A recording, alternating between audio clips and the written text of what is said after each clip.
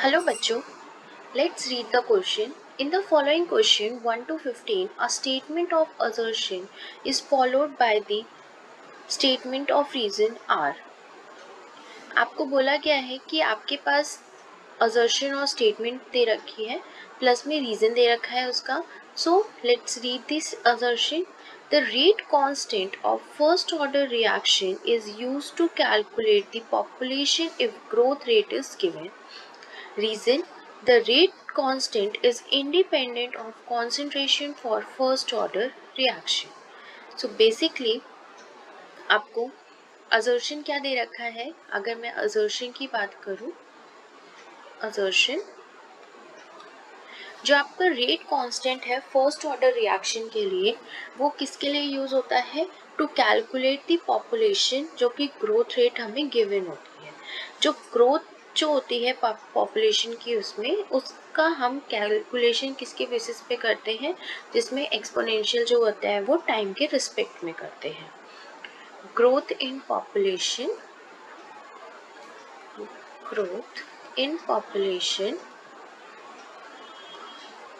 is exponential with time.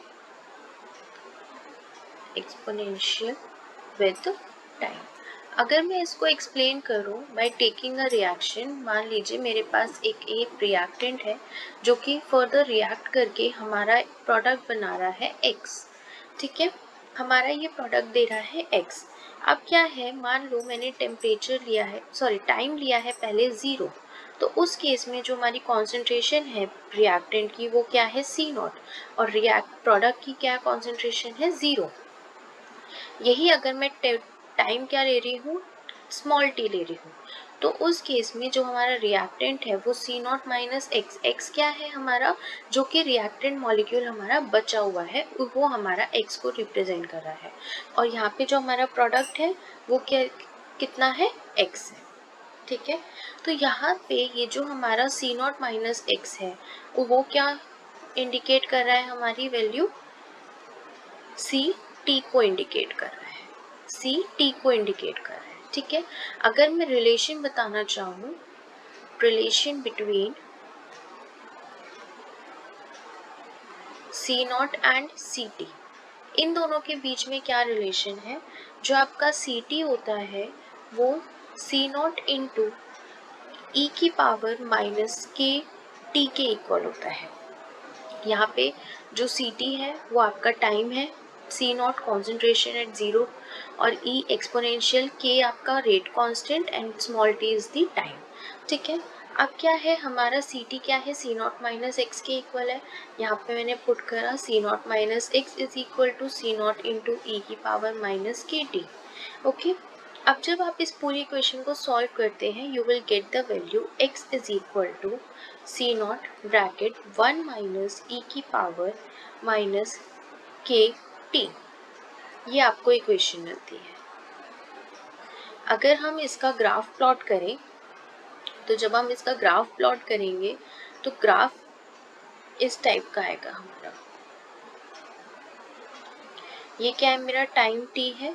ये क्या है? मेरी x, जो कि रिएक्टेंट मॉलिक्यूल हमारा बच गया है अनरिएक्टेड. तो ये इस तरीके से कर्व्ड ग्राफ देगा, यानी कि पहले ये इंक्रीज करेगा, फिर कांस्टेंट होगा और फिर ये रिमेनिंग कांस्टेंट पे चला जाएगा हमारा ग्राफ. ठीक है, तो ये हमारा ग्राफ क्या इंडिकेट कर रहा है कि हमारा जो x है रिएक्टेंट मॉलिक्यूल वो ग्रोथ इन पॉपुलेशन एक्सपोनेंशियल के टाइम के रिस्पेक्ट में ही देता है. तो ये जो x है वो टाइम के रिस्पेक्ट में ही जा रहा है. तो हमारा जो असर्शन है वो क्या है? करेक्ट है.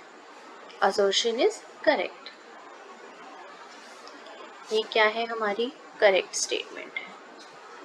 ठीक है, now move on to the reason. Reason क्या दे रहा है हमें? रेट कांस्टेंट जो है वो इंडिपेंडेंट है concentration for first order reaction. हमने आरेनियस इक्वेशन पढ़ी है K is equal to A e की power minus E A upon R T, where K is the rate constant, A is the pre exponential factor, E A activation energy, R rate constant and T is the temperature. अब आप देखिए जो हमारा rate constant होता है वो क्या होता है? टेम्परेचर के ऊपर डिपेंड करता है. It depends upon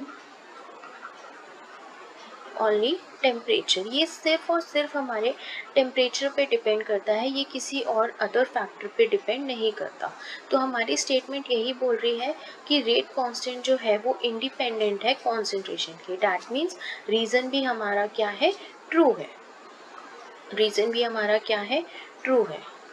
correct statement है ये भी, ठीक है। लेकिन अब बोला गया है क्या हमारा जो असर्शन है उसके अकॉर्डिंग हमारा जो रीज़न दिया गया है क्या वो सही है, वो सही नहीं है। तो यहाँ पे जो आपका ऑप्शन रहेगा वो सेकेंड ऑप्शन रहेगा, both the assertion and reason are true but the reason is not the correct explanation of the assertion. Answer क्या होगा आपका, सेकेंड ऑप्शन रहेगा। क्यों, क्योंकि आपका जो असर्शन है वो प्रॉपरली रीज़न के साथ वैलिड नहीं कर रहा है, जो हमारे को रीज़न दे रखा है वो असर्शन को नहीं बता पा रहा है प्रॉपरली, ठीक है। तो इसीलिए करेक्ट एक्सप्लेनेशन नहीं है, लेकिन दोनों ही स्टेटमेंट्स जो है अपने आप में करेक्ट स्टेटमेंट्स है। So this is the answer for this question. Hopefully you will understand. Best of luck.